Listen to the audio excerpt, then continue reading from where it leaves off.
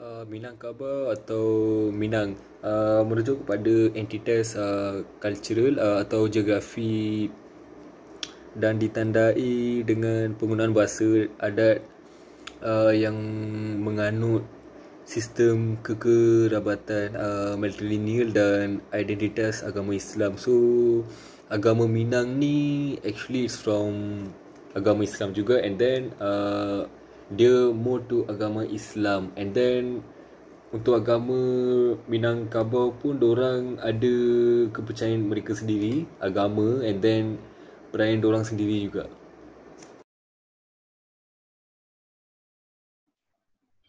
Okay, nama saya Sanjeev dan grup saya ambil tajuk Minang.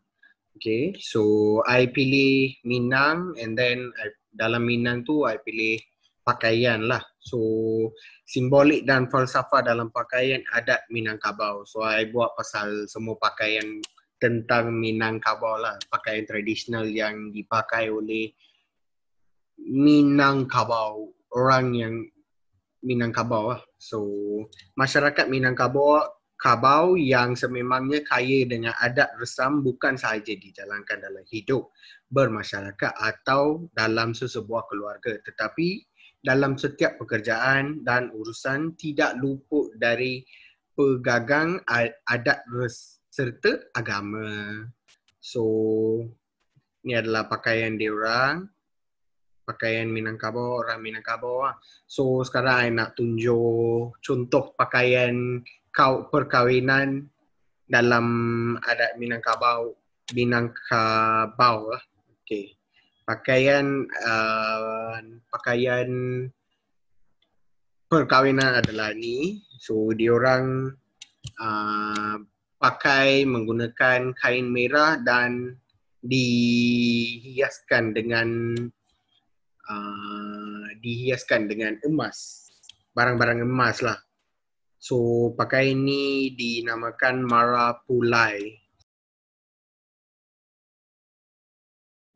Selamat sejahtera, saya Basundra. Bahagian saya yang ambil adalah seni Minang.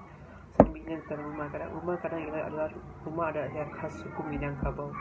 Berbentuk seperti tanduk yang memang dibuat menyerupai sebagai rumah gadang. Termasuk tanda kerbau itulah rumah gadang yang Minangkabau saya merupakan versi seni bangunan yang tinggi. Terusnya, bentuk yang sampai khas rumah Minang, rumah gadang dibuat bentuk segi empat tetapi tak semula. Rumah ini memiliki atas tongkak bangai luar dilarang lurus ke atas tapi miring sedikit arah luar. Hal itu rancang mungkin kerana meningkat koordinasi alam. Minangkabau yang sejak dahulu, keberadaan wilayah Minangkabau berada di dataran tinggi dan dataran rendah Bukit Barisan yang sering gempa. Hembusan angin penggunaan cukup kencang dengan membangun rumah dan sebenarnya rupa di antara untuk mengatasi keadaan demikian, iaitu terdapat angin yang datang dan berbagai penjuru. Atapnya rumah gadang demikian melangkah seperti tanduk kerbau atau seperti susunan sirih dalam cerona. Atapan yang lancip luncing ke atas disebut gojang. Semakin atas semakin lincip dan runcing serta tajam. Sering curang hujan maka atapnya dibuat runcing ke atas supaya air hujan terus melancar ke bawah. Atapan pada awal tersebut dari ujuk, namun sejak ada seng, sudah banyak rumah gadang yang menggunakan bahan seng ni untuk atapannya. Lengkupan badan penghulu rumah gadang dan landai bawah kapal mungkin hal ini berkaitan dengan cerita di awal tadi.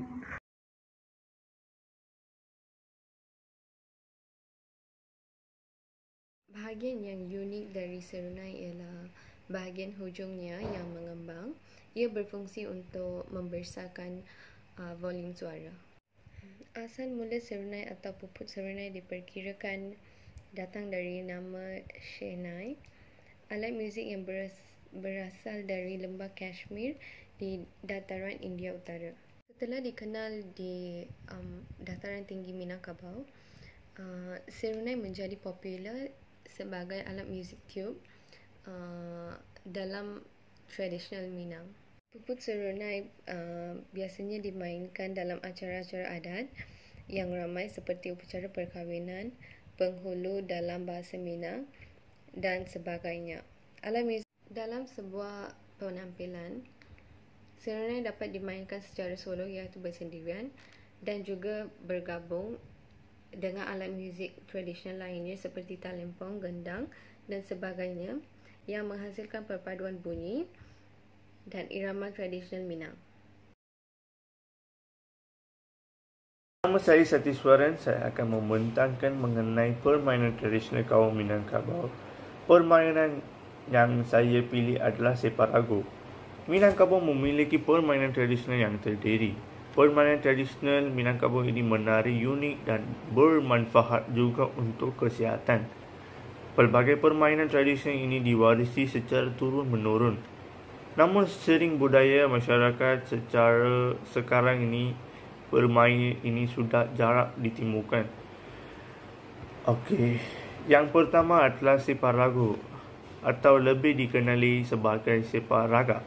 Permainan ini dulu sangat popular di daerah Minangkabau. Banyak yang mengatakan bahawa Separago ini asal mula dari sepak takraw. Separago ini biasanya dimain oleh kaum lelaki. Permainan ini dimain oleh 5 sampai 10 orang dengan cara membentuk lingkaran di suatu lapangan terbuka, di mana bola raga tersebut dimain dengan lelaki dengan teknik-teknik tertentu sehingga bola tersebut berpindah dari satu orang pemain kepada pemain lainnya tanpa kejatuh tanah. Permainan ini akan membentukkan lingkaran lalu menepah bola tersebut.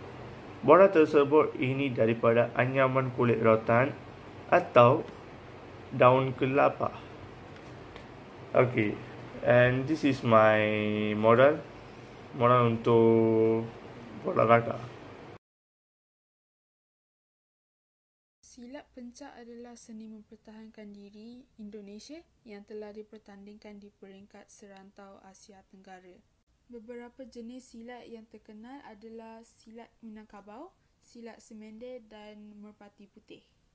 Silat Minangkabau atau silat Minangkabau adalah seni mempertahankan diri yang berkembang di kawasan Minangkabau, Sumatera Barat.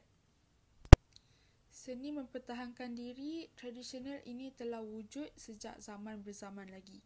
Silat untuk orang Minangkabau adalah identiti yang wujud di dalamnya, terutama bagi lelaki. Silat adalah gerakan seni pertempuran yang digunakan untuk mempertahankan terhadap serangan musuh, supaya pergerakan cuba sebagai sedikit yang mungkin cepat, tepat dengan niat untuk melumpuhkan lawan tanpa membantah kehidupan lawan.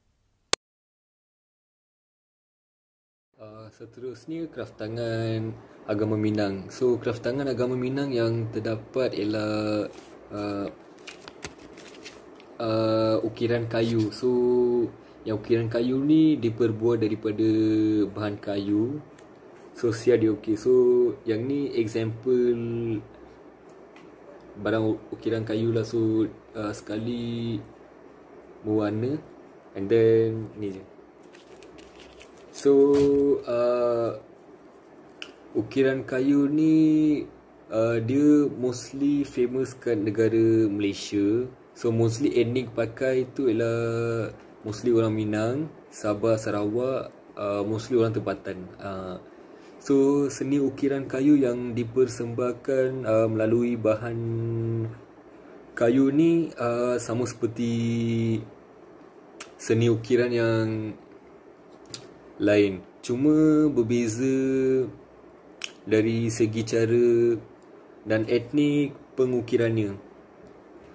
Di samping tu, kayu ni juga adalah bahan alam yang sangat sesuai untuk diukir dan boleh dipelbagaikan kegunaannya. Selamat sejahtera, nama saya Nishalini Murugan. Kumpulan kita ambil Minang. Saya punya part ni logo ini Rumah Gadang. Nama Rumah Gadang. Okey, Rumah Gadang ni sangat famous dalam Minang sebab yang rumah ini traditional punya rumah. So yang ni very popular sebab rumah nama Bergojong tu menurut sejarah aslinya. So wilayah di sementara barat biasa dibangunkan rumah adat seperti ini. Rumah berdojong cuma didirikan di kawasan tertentu yang berstatus negeri. So rumah ini untuk yang status Minang, agama Minang. Sebab rumah dojong merujukkan antara aslinya mempunyai sejumlah karakteristik atau ketentuan khusus.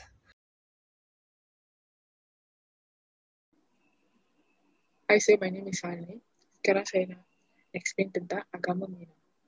Kebanyakan orang apabila diberitahu bahawa masyarakat Minang merupakan penganut Islam yang kuat merasa kerana anggapan mereka ialah sebuah masyarakat yang mengikut sistem Saka, akan sering berselisih dengan persamaan di antara fahaman Islam dan Minangkabau, lebih lagi pada masa kini, sehingga menjadi sukar untuk orang Minang membezakan satu daripada lain.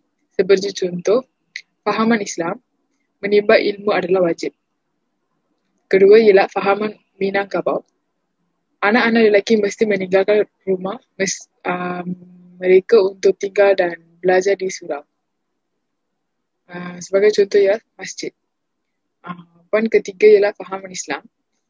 Fahaman Islam sebagai contoh mengarah adalah mengalahkan untuk mempelajari dari tamadun-tamadun yang kekal dan minasa untuk meningkatkan iman dan Allah. Keempat ialah fahaman Minangkabau. Remaja mesti merantau meninggalkan kampung halaman untuk menimba ilmu dan bertemu dengan orang dari pelbagai tempat untuk mencapai kebijaksanaan dan untuk mencari penghidupan yang lebih baik. Falasal memberitahu juga melatih orang Minang untuk hidup berdikari. Kerana ketika seorang pemuda Minang berniat meninggalkan kampungnya, dia hanya bawa bekal seadanya. Itu saja, thank you. Hai semua, nama saya Ishari. Saya akan membentang tentang perayaan Minangkabau. Minangkabau juga salah satu kaum yang mempunyai perayaan, tetapi mereka lebih kepada menyambut upacara kerana perayaan mereka sama seperti masyarakat kita di Malaysia yang menyambut Hari Raya Aidilfitri dan Hari Raya Aidillah. Hal ini kerana kaum Minangkabau juga adalah pengganut agama Islam. Hari Raya Aidilfitri disambut pada 1 Syawal tahun Hijrah.